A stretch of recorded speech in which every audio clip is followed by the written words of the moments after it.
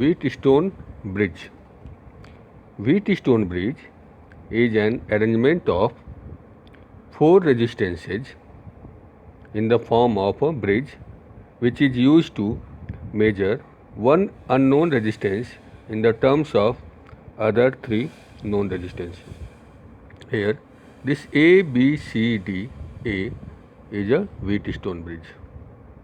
ठीक है, ये सिंपली क्या है, ये चार रेजिस्टेंस का कॉम्बिनेशन है. ठीक, which is in the form of quadrilateral.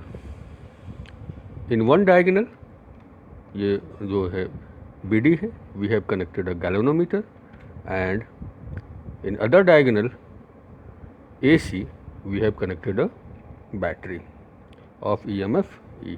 This is key. ठीक है, इसको ब्रिज क्यों कहते हैं, क्योंकि point B and point D is connected by the galvanometer. ये दोनों एंड जो है वो गैल्वेनोमीटर से कनेक्टेड है, एक ब्रिज से कनेक्टेड है. Similarly this point A and C is connected with the help of cells and the key. तो A और C भी कनेक्टेड है, जो दोनों पॉइंट्स हैं. ठीक है, in this Wheatstone bridge, P and Q, that is AB and CD, are called as ratio arm. क्या कहते हैं हम इसको, रेशियो आर्म कहते हैं. ठीक है, and here I have taken S as the unknown resistance and R is as a known resistance. ठीक है, now Wheatstone bridge principle. Wheatstone bridge principle states that if four resistances P, Q, R and S are connected in form of bridge as shown in the figure, and bridge is balanced,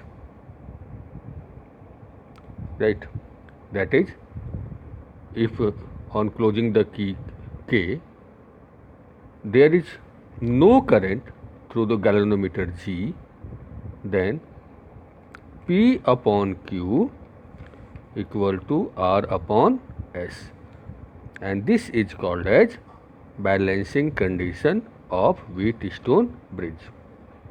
क्या कहते हैं हम इसको, कि balancing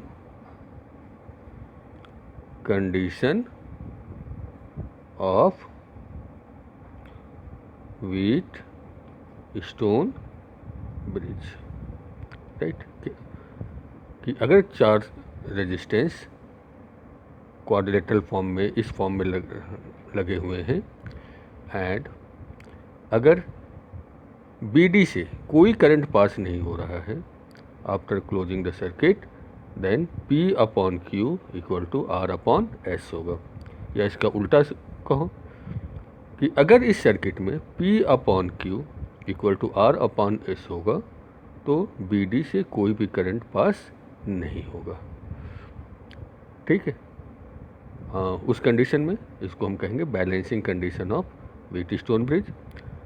और B और D same potential पे होंगे, तभी इसमें से कोई भी करंट पास नहीं होगा.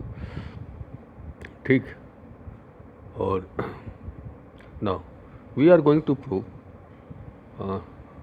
दिस कंडीशन कि अगर BD से कोई भी करंट पास नहीं हो रहा है तो P upon Q equal to R upon S, और under the balancing condition of Wheatstone bridge P upon Q equal to R upon S. Let in this circuit current I is passes through it. This is the junction point. यहाँ से current दो part में divide हो गया, I1 through resistor P and I2 through resistor R. ठीक है, when current reach to the point B, क्योंकि इससे तो कोई करंट पास नहीं हो रहा है, तो करंट कहाँ चला जाएगा, थ्रू Q, और फिर हमें यहाँ मिलेगा. Similarly I2 will pass through the register R, and D से B की तरफ जाना नहीं है, तो it will pass through register S, right. और हमको ये प्रूव करना है कि ये तभी पॉसिबल है जब P upon Q equal to R upon S. ठीक, Now applying Kirchhoff's circuital law in loop A B D A, A B D A में हम किरचॉफ्स लूप रूल लगा रहे हैं। ठीक, मैं मूव कर रहा हूँ जस्ट लाइक क्लॉकवाइज। ठीक, यहाँ चलना शुरू किया, राइट, दिस इज करंट मेरे साथ है तो पोटेंशियल ड्रॉप पॉजिटिव होगा। फिर यहाँ से यहाँ पहुँचा, यहाँ कोई करंट नहीं है। फिर डी से ए की तरफ आ रहा हूँ, करंट मेरे अपोजिट है, तो यहाँ कितना हो जाएगा, पोटेंशियल ड्रॉप नेगेटिव होगा, into R equal to 0, that is I1P equal to I2R, equation number 1। सिमिलरली अप्लाइंग KCL in loop B C D B, B C D B, B C D B, मैं लूप में ऐसे चल रहा हूँ। ठीक है, जो करंट मेरे साथ होगी उसका पोटेंशियल ड्रॉप पॉजिटिव, जो करंट मेरे अगेंस्ट होगी उसका पोटेंशियल ड्रॉप नेगेटिव होगा। और यहाँ पे कोई बैटरी लगी नहीं है, इसलिए बैटरी के EMF के पोलरिटी से हमें कोई मतलब नहीं है। यहाँ पे मैं A से B की तरफ आ रहा हूँ, करंट मेरे साथ है, पैरेलल है मेरे, तो potential drop will be I1Q। फिर C से D की तरफ आया, पोटेंशियल ड्रॉप जो है नेगेटिव होगा क्योंकि करंट मेरे अगेंस्ट है, तो मैंने इसको I2S हो गया। And then through DB there is no current, no potential drop, मैं B तक पहुंच गया, this equal to 0, I1Q equal to I2S, this is equation number 2। Now what you have to do, divide equation number 1 by 2। Equation number 1 को 2 से आप divide कर दो, what you will get, P upon Q equal to R upon S। क्या मिला आपको कि when there is no current through BD then P upon Q equal to R upon S, and this is called as balancing condition of Wheatstone bridge. Now look here, Wheatstone bridge method is null method, hence the measurement of unknown resistance is very accurate. Second, Wheatstone bridge method remains unaffected by the internal resistance of the source and resistance of galvanometer.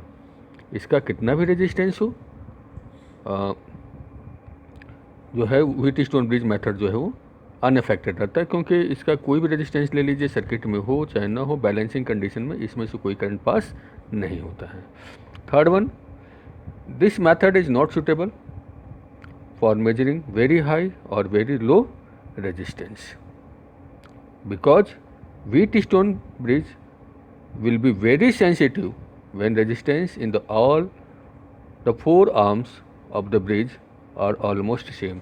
ये Wheatstone bridge sensitive तब होगा जब चारों resistances का ratio जो है वो चारों रेजिस्टेंसेज का ऑर्डर जो होगा वो सेम होगा। ठीक है, thank you. Wheatstone bridge is used for measuring unknown resistance, and meter bridge is based on this principle, and you are going to use this meter bridge in your lab to calculate resistance of the given wire and its resistivity. ठीक है।